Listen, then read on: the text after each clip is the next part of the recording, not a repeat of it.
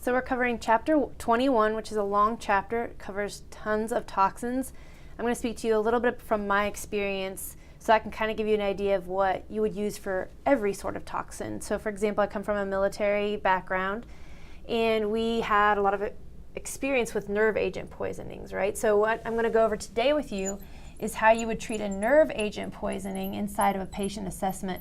And these are the same principles that you would follow for every toxin, correct? So if you get to your scene size up, the most important thing obviously is your safety.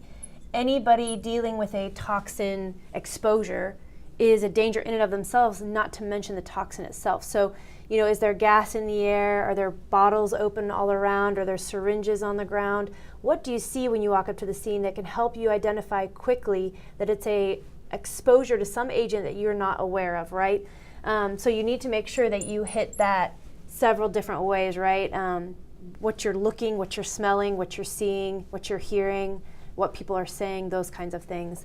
Next thing that you need to look at is number of patients. One of the surest signs of a toxin exposure is a whole bunch of patients lying around and you don't see any significant mechanism of injury or nature of illness. So it tells you they've all been exposed to the same thing, possibly. I need to figure out what it is before I approach the scene. So at this point in time, you're not even going any closer to your patients because then you'll become a patient too. Last thing you ever want in EMS is for yourself to become a patient. You can't help anybody at that point in time.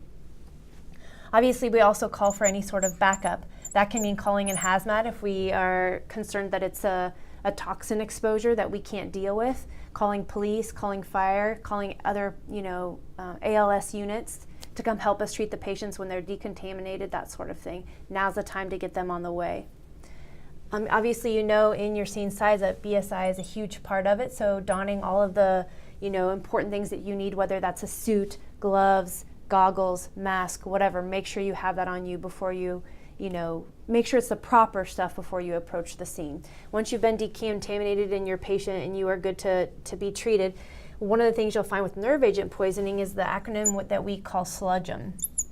This is just one way that we use to teach us what to look for. So each toxin will have a certain set of signs or symptoms that you're looking for. The more quickly that you guys memorize these and have some sort of experience with them, the more quickly you're going to be able to pinpoint the type of nerve agent poisoning or the type of poisoning in general and fix that for your patient. So with a nerve agent poisoning, what you'll find is salivation, lacrimation, urination, defecation, gastric motility, emesis, and meiosis.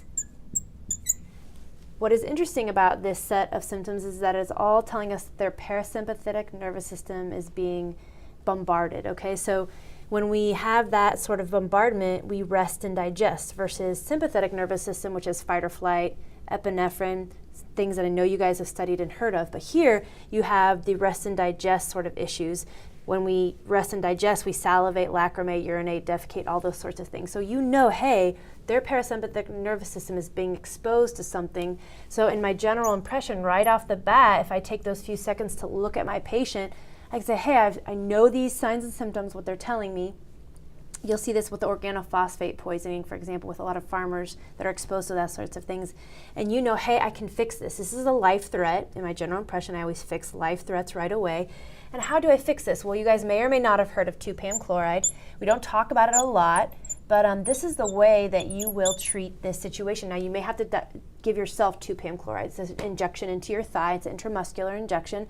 You may also have to give it to your patient. So, okay, I see the scene. It tells me something's up, I see these signs and symptoms. I know how to solve it. I'm going to go ahead and do this when it's time for me to treat my patient. And then obviously I go straight to ABCs, which we've always talked about with a primary assessment. This is your most important thing with any patient. Is their airway clear? Are they breathing appropriately and adequately? And is their circulation normal, or what is different about it?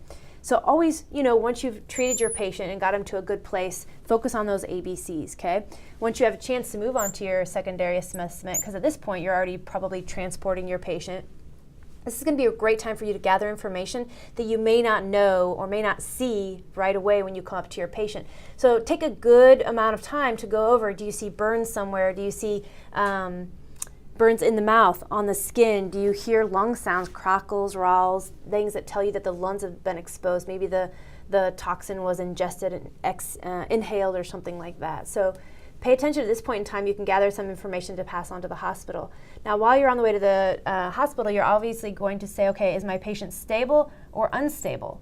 If they're unstable, right, I'm going to reassess every 5 minutes because that tells me how quickly my patient is decompensating or getting worse.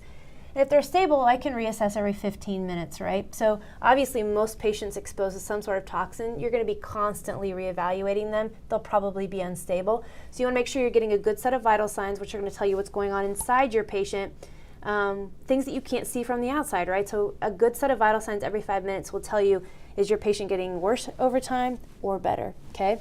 There's some simple treatments that you can do for patients that have been exposed, like I told you about the 2-PAM chloride, but sometimes it's just a lot of oxygen if it's carbon monoxide, or sometimes it's more simple, but you need to make sure that you're always watching your patient and how they're trending.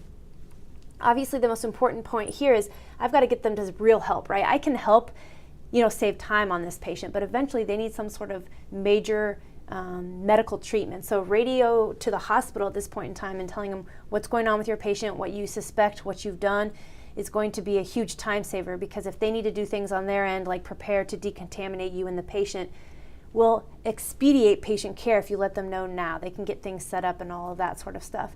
So as you're reassessing your patient, make sure you give that call to the hospital and let them know, and also to protect them, right? So if you look at all of this assessment, when we talk about some sort of toxin poisoning, it's, are you keeping the scene safe for yourself and those that your patients that you're treating?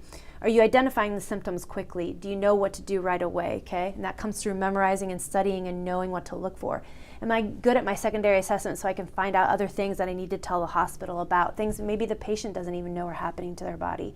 Am I reassessing my patient to know if they're trending down or trending up, and if I need to make further interventions? And then am I letting medical care know ahead of time how to get ready so I can expedite my patient care? Of all these things, the most important thing obviously is safety, okay, guys? If you don't take care of yourself and those who are around you, you guys can't treat patients. So remember that as you walk away from this lecture.